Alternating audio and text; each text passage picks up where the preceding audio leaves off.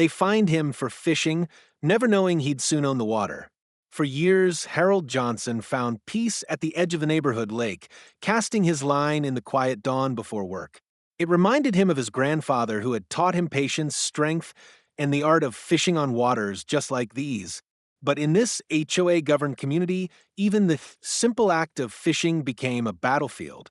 The board, notorious for targeting Harold at every turn, slapped him with a hefty fine, claiming he didn't have the proper permit, even though he paid his dues like everyone else.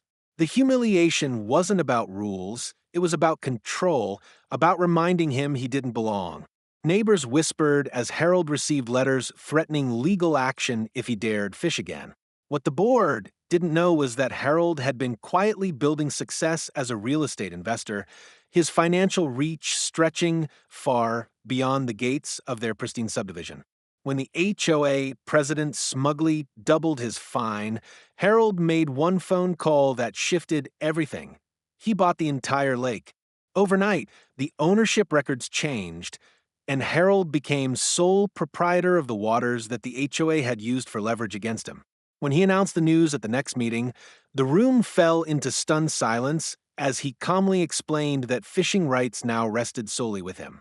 And then came the twist that left them gasping. He was banning all HOA members from using the lake. No boats, no swimming, no fishing, not even a sunset walk along its shore. Their community jewel was gone, locked away because of their arrogance. The same neighbors who once mocked him now begged for leniency, but Harold stood firm. It wasn't revenge, it was justice. For too long, they had treated him like an outsider in a place he called home, and now they had to live with the consequences of their own hostility. Sitting once more at dawn with his fishing rod, Harold cast his line into waters that were entirely his.